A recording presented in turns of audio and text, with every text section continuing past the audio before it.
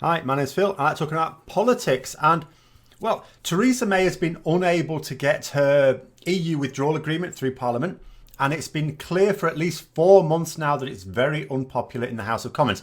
The first time it was defeated by a historic 230 votes in January of this year. That's never been done ever.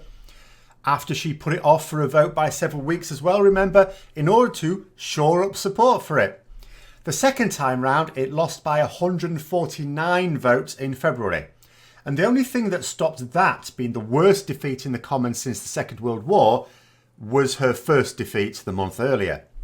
But the baffled Prime Minister, bereft of ideas, decided the best course of action was to keep on voting for it. The Speaker of the House had to inform the government that the rules state that an MP cannot bring the same or substantially the same motion to the House for a vote that has already been voted on in that session of Parliament, which is like a yearly thing. The only way to get a third vote was to either ask MPs to vote in favour of changing or suspending the precedent, they could do that, or to substantially change the motion. The idea of ending the session of Parliament and starting the next one, I'm not sure there was really enough time for that. And of course, Parliament would have to vote for that as well, I think. Or at least Privy Councillors. But the deal couldn't be changed. So Theresa May has decided to do something unbelievably reckless in order to get her deal passed. She's going to put forward a motion tomorrow whereby MPs will vote on the legally binding withdrawal agreement, but not the political declaration. In fact, it was almost quite funny because she said, well, you know, there's two aspects to the withdrawal agreement. We've got the legally binding stuff and we've got the political declaration. To which I was thinking, oh yes, because for the second vote, the only way you got to have a second vote is because you added 2 new documents to it. So now they're not even mentioning those other 2 documents. That shows how little value was placed on those. So the withdrawal agreement itself, the legal part of it, contains all the sections on financial obligations, the transition period, and of course, most controversially, the backstop. But it doesn't include the political framework for the following negotiations.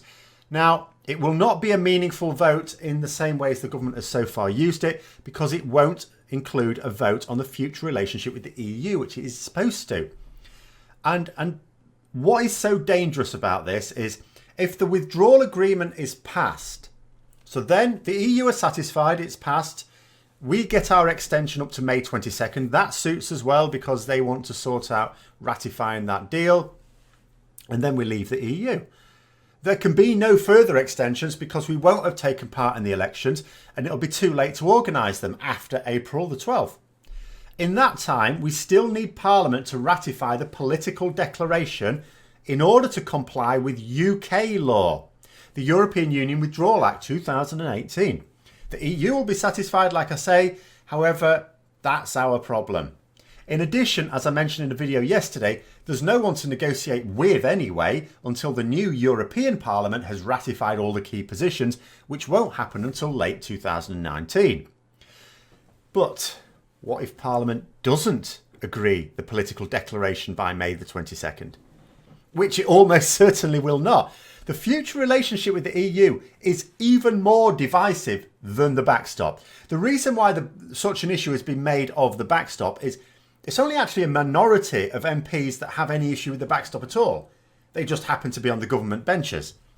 What they really disagree with, Parliament in general, is what sort of future we should have with Europe. There is an overwhelming majority in Parliament quite happy to vote for the backstop. It's not that that's stopping opposition parties voting for it. It's the political declaration.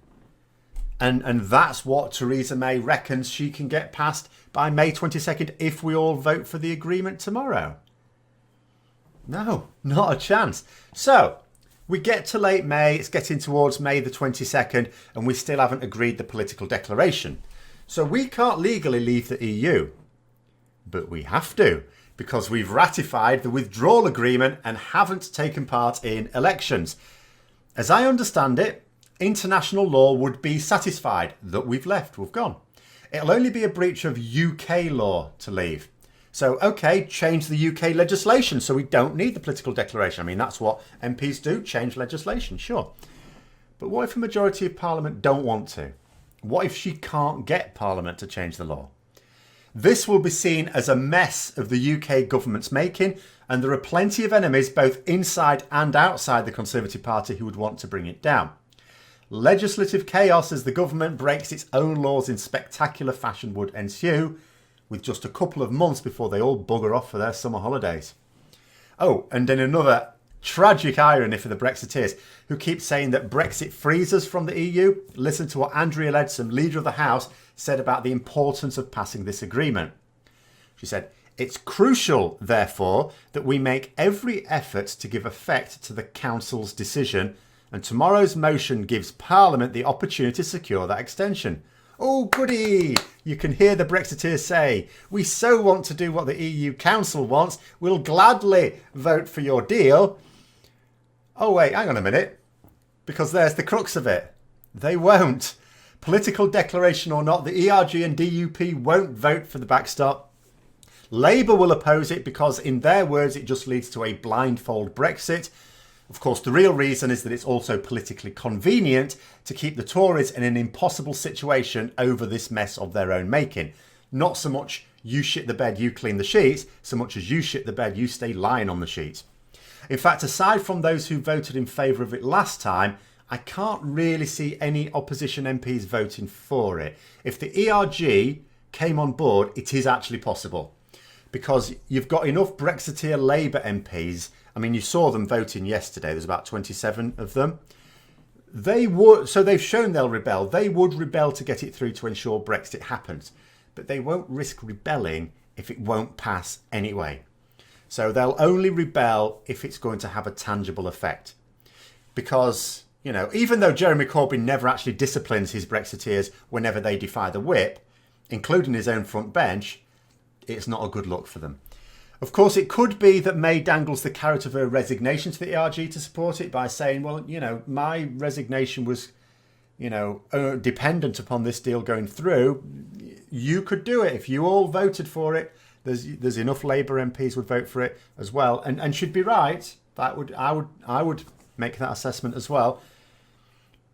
But it could well be that they take the view that if it doesn't go through, a general election is fairly likely. So, and then they don't want the backstop.